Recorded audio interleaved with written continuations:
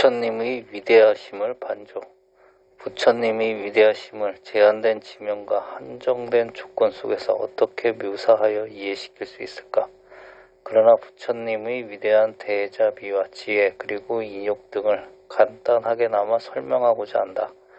부처님께서 아직 보살로서 깨달음의 길을 발견치 못했을 때 당시 유명한 수행인들과 여섯 스승을 찾아 깨달음을 위해 편력하셨다. 당시 수행법을 따라 수행해 나가되 탐진치에 가려 갖가지 고행을 행하거나 아니면 감각과 욕망과 환상적인 생각에 사로잡히는 극단적인 두 길을 헤매이면서도 이것이 행복한 것이요 수행도 이와 같아야 하는 것이다. 깨달음이 이를 통하여 이루어질 수 있다고 착각 속에 지내었다. 이렇게 육체적 핍박을 가하는 고행과 감각적 욕망을 추구하는 환상적인 생활의 양극단적 방황을 연속으로 6년을 보내시다가 마침내 보리수 아래에서 마음이 일어나고 사라지는 현상의 관찰을 통하여 평화를 얻으시고 사마디를 이루어 연기의 법을 깨달으시고 사성제와 팔성성도를 이루시니 정각자 부처님이 되시고 커다란 자비심과 지혜로 중생을 교화하셨다. 부처님의 위대한 지혜와 자비를 설명하기 위해 부처님이 과거생의 수행에 대한 이야기를 여기 하나 소개하여 이해를 돕고자 한다. 수매도 수행인. 부처님이 과거생은 수매도 수행인으로서 계시면서 뒷방 깔아붙다 연등열애로부터 교화받고 아라한가를 증득 생사윤회를 벗어날 수 있었다. 그러나 모든 중생이 무명히 어둠에 가려 한량없는 윤회의 고통을 받고 있으니 이것을 참으로 가엽게 여겨서 자신의 깨달음을 다음으로 미루고 중생을 위하여 많은 공덕과 지혜를 쌓기 위해 수억겁 생사윤회에서 헤매며 십바라미를 닦으셨다.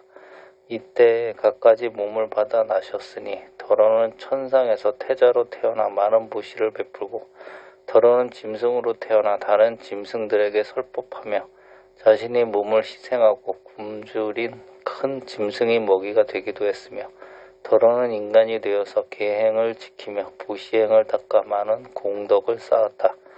어느 때 짐승으로서 한 생애에는 원숭이가 되어 나무 위를 날아다녔는데 바람은 사냥꾼이 숲속에서 길을 잃고 헤매다 그 지역 식인종에게 붙잡혀 죽음 직전에 있는 것을 보고 즉시 저 사냥꾼을 구해내야 되겠다고 위대한 자비심을 내었다. 그러나 자신의 작은 몸이 어떻게 저 큰 몸의 바람은 사냥꾼을 나뭇가지 위로 들어올려 함께 날 수 있을까 하는 의심이 생겼다. 그때 그 몸무게 정도 되어 보이는 큰 물건을 들어 스스로 시험해 보니 바람은 사냥꾼을 들어올릴 가능성이 있었다. 자신을 시험 확인한 원숭이는 즉시 식인종 가운데 포위되어 있는 바람은 사냥꾼 쪽으로 나뭇가지를 붙잡고 날아가 한 손으로 사냥꾼을 집어 올려 빠르게 다음 나뭇가지로 날아가서 안전한 장소에 도착하여 바라문을 내려놓으니 자신은 기운이 모두 빠져 땅에 주저앉아 잠이 들었다. 그런데 이 사이 생명을 구한 사냥꾼은 깊이 잠들어 있는 원숭이를 보고 탐심이 일어났다. 재수 없어 사냥도 못하고 죽을 뻔한 고통 속에 이 원숭이가 나를 살려주었으니 사냥을 못했으니 이 원숭이를 잡아가야겠다고 생각하고 잠이 깊이 들어있는 원숭이의 머리를 때렸다. 이에 놀란 원숭이가 잠에서 깨어나자 사냥꾼이 말하기를 오늘 나는 아무런 짐승도 잡지 못했으니 너라도 잡아가야겠다고 이야기한다. 원숭이는 어이없이 하며 사냥꾼에게 말하기를 당신을 죽음의 위험으로부터 구해준 나를 잡아가겠다고 반문한 다음 잠시 생각에 잠겼다. 참으로 기가 막히고 배은망덕한 수행이다. 그러나 중생을 위해서 보시행을 행하고 인욕행을 하며 신바람 밀다를 수행하는 수행자이기에 사냥꾼을 위해서 자신을 보시하기로 결심하였다. 그리고 다시 사냥꾼에게 말하기를 지금 당신이 나를 여기에서 죽이면 당신이 이 숲속을 빠져나가는 길을 몰라서 다시 고생할 것이요. 그러니 내가 길을 안내하여 이 숲을 무사히 벗어난 다음 나를 죽이시오 하니 사냥꾼은 그게 더 좋겠다고 길을 안내하라고 명령하였다. 여기에서 우리는 원숭이의 자비심을 알 수 있다. 생명을 구해주고 그 구함을 받은 자의 욕심으로 인해 생명을 빼앗길 위기에 당하면서 또 끝까지 증오와 원망도 없이 봉사하고 목숨마저 기꺼이 내놓겠다는 원숭이의 인욕과 자비심. 여기 이와 같은 자기 희생과 철저히 베푸는 너그러운 마음으로 모든 공덕을 완성하신 부처님의 자비하신 모습은 얼마나 위대한가.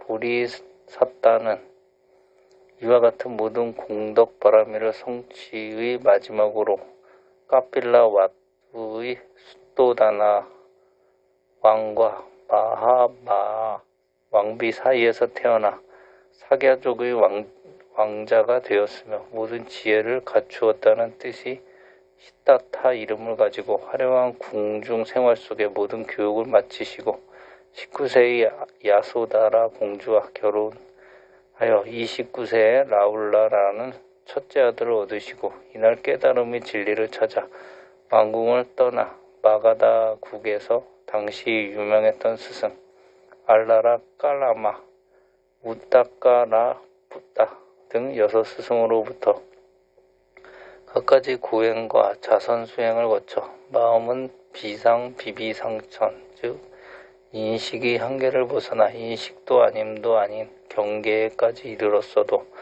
완전한 깨달음의 경지는 아니었고 육신은 몹시 쇠약하여 마침내 고행을 포기하시고 음식을 받으시며 중도의 바른 길을 성취하시었다.